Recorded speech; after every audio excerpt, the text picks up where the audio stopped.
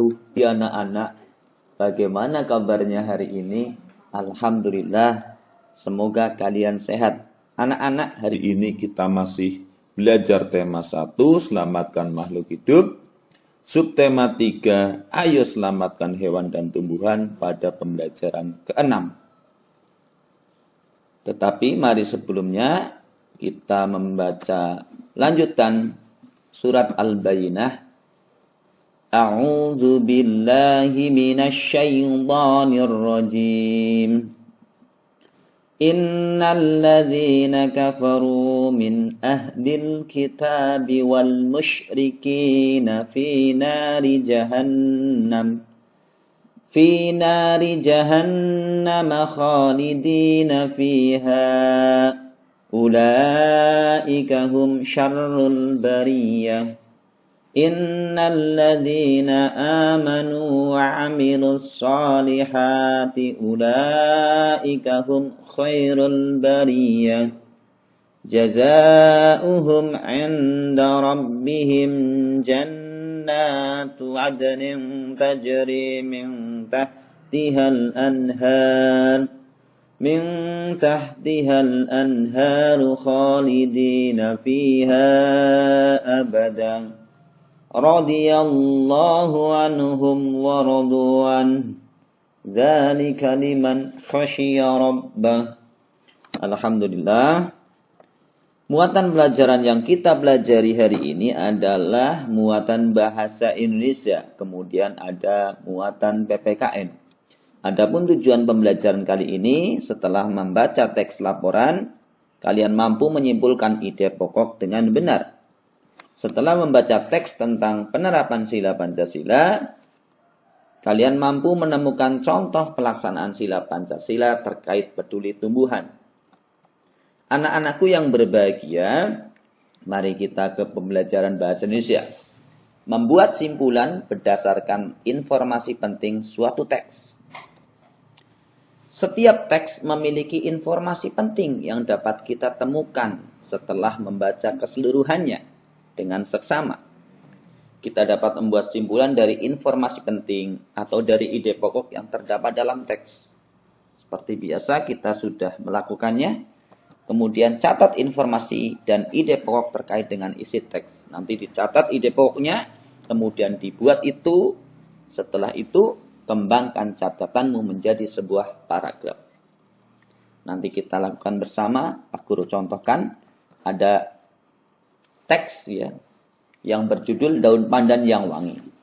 Daun pandan adalah tumbuhan semak. Daun ini banyak tumbuh di negara-negara Asia Tenggara. Di Indonesia, tanaman pandan disebut dengan nama pandan wangi atau pandan rampe. Penduduk Thailand menyebutnya dengan nama bai tui. Di Vietnam, daun pandan dikenal sebagai la due. Helai daun pandan berbentuk pita tipis, licin dan berujung runcing. Ukuran panjang daun adalah 40-80 cm dengan lebar 3-5 cm. Daun pandan berwarna hijau. Masyarakat memanfaatkan pandan sebagai rempah-rempah dan sebagai bahan baku pembuatan minyak wangi. Daunnya harum apabila diremas atau diiris-iris. Tanaman ini sering digunakan sebagai penyedap, pewangi, dan pemberi warna hijau pada masakan. Baiklah anak-anak, seperti yang dicontohkan tadi, kita menentukan ide pokok pada paragraf pertama. Menurut Pak Guru, ide pokok paragraf pertama adalah daun pandan adalah tumbuhan semak. Kalian boleh mencari ide pokok yang lain yang mungkin bisa untuk menambah kekeliruan mungkin dari Pak Guru. Kemudian, paragraf kedua, helai daun pandan berbentuk pita. Tipis, licin, dan runcing berwarna hijau. Mungkin seperti ini.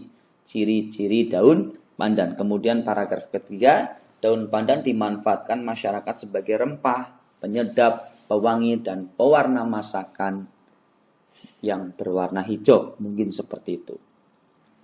Dari ketiga paragraf ini, kita sudah mendapatkan 3 ide pokoknya pada masing-masing paragraf.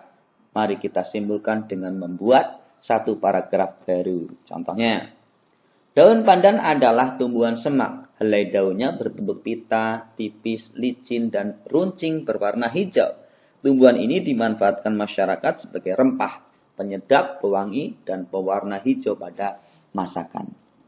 Ya, seperti inilah contoh ketika kita membuat paragraf baru dari kesimpulan sebuah teks yang telah beberapa paragraf dibacakan. Kemudian kita melanjutkan ke pembelajaran PKN. Penerapan nilai-nilai Pancasila dalam kehidupan sehari-hari. Tadi kita sudah belajar tentang daun pandan. Apakah merawat, menyirami tanaman termasuk pengamalan Pancasila? Kalau kemarin kita menyayangi binatang, itu termasuk pengamalan Pancasila. Bagaimana dengan merawat tanaman? Nah, penerapan sila-sila Pancasila tidak hanya berkaitan dengan sesama manusia, tetapi kepada semua makhluk hidup. Kita ulangi lagi yang kemarin. Misalnya hewan dan tumbuhan. Artinya ketika kita menyayangi hewan, menyayangi tumbuhan, kita termasuk mengamalkan atau menerapkan sila-sila Pancasila. Kita menyayangi semua makhluk hidup. Contoh dari gambar ini, kita sedang atau kalian sedang menyirami tanaman. Di sekitar kalian ada banyak pengrajin bibit-bibit, ya. Mereka juga melaksanakan, mengamalkan sila-sila Pancasila. Kemudian berikut Pak Guru contohkan beberapa penerapan sila Pancasila mengenai tumbuhan. Yang pertama, tetap bersyukur kepada Tuhan atas karunia-Nya sehingga kita dapat memanfaatkan berbagai tumbuhan. Seperti daun pandan tadi sebagai pewarna, masakan, pewangi, ya. Kemudian ada tumbuhan lain yang kita manfaatkan dalam kehidupan sehari-hari. Bersyukur adalah pengamalan sila pertama Pancasila.